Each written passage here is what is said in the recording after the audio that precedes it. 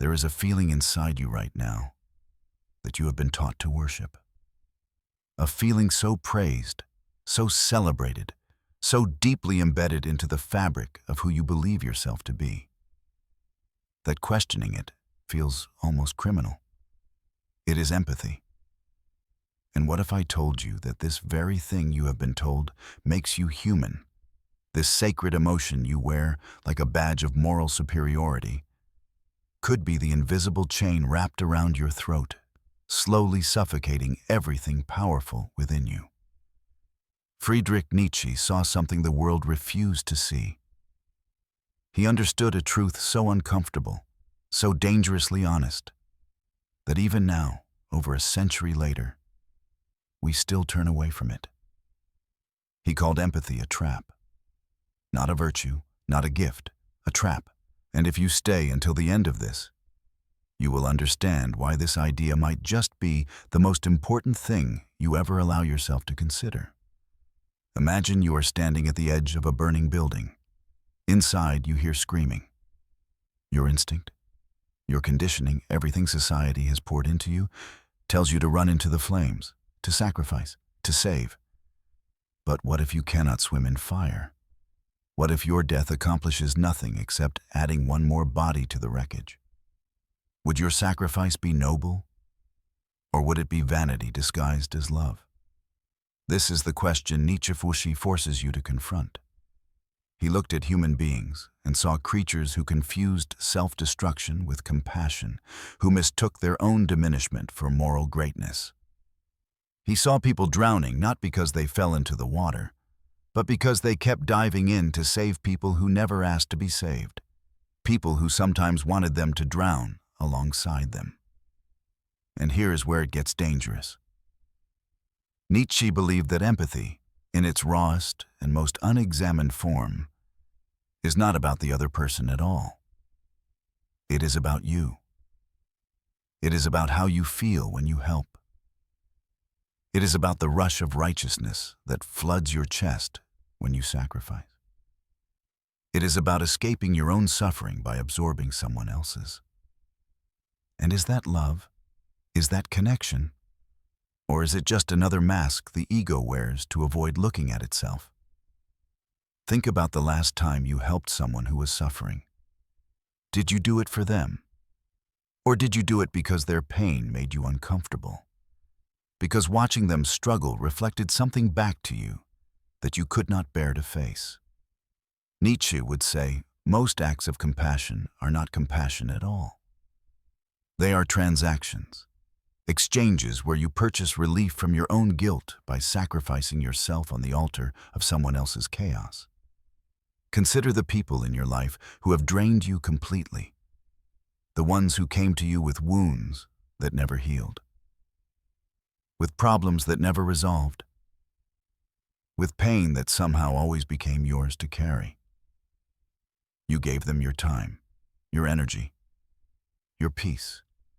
And what did you receive in return? Did they rise? Did they transform?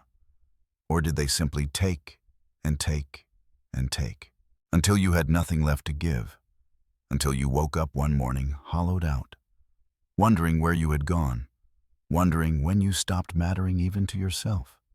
How many years have you lost to people who never intended to change? How many nights have you spent carrying burdens that were never yours to carry? Nietzsche had a word for this. He called it pity. And he saw pity not as love, but as a kind of sickness, a way of weakening both the giver and the receiver. When you pity someone, you do not lift them up. You confirm their weakness. You look at them and silently say, you are incapable of rising on your own. And when you sacrifice yourself to their suffering, you do not save them. You join them in their collapse. Two bodies now at the bottom of the well instead of one. And here is the cruelest irony. The person who drowns trying to save another is often the one who needed saving most.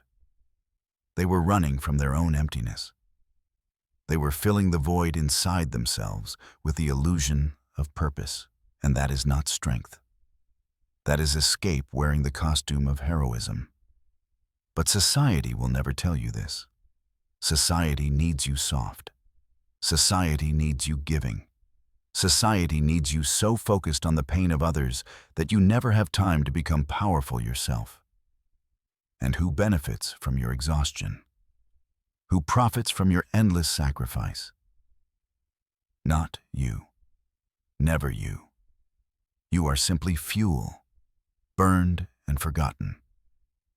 The machine keeps running because you keep feeding it pieces of yourself.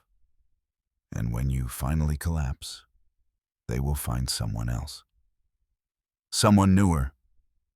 Someone who still believes the lie. There are people in this world who understand this deeply. They are not evil. They are not monsters. They are simply awake. They have learned to recognize when their empathy is authentic and when it is manipulation wearing a familiar face. They have learned that some people do not want to be healed. Some people are addicted to their own suffering.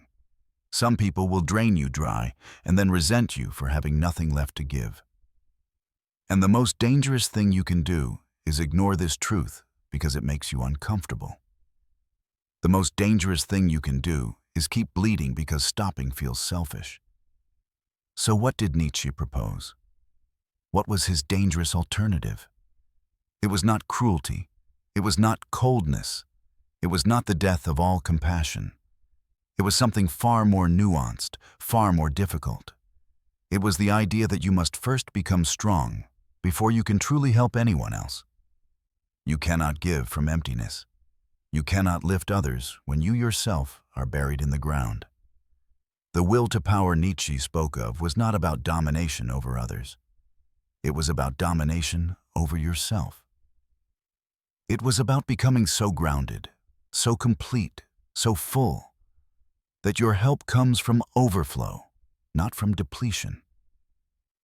It was about choosing consciously who deserves your energy, instead of bleeding out for anyone who asks.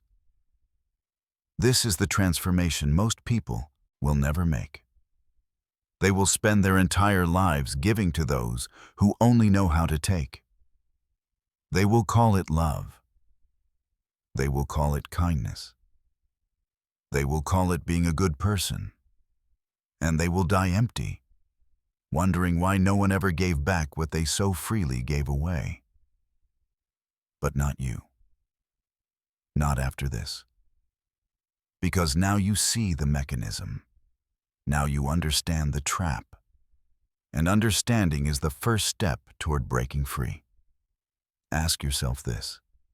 Have you ever said yes when everything inside you screamed no?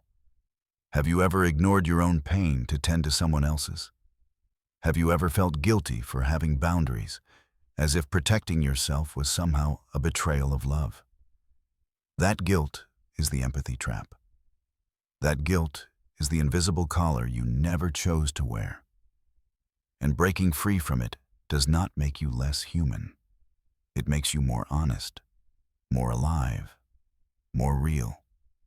It makes you dangerous in the most beautiful way possible. Dangerous to those who wanted to use you. Dangerous to the systems that needed your silence.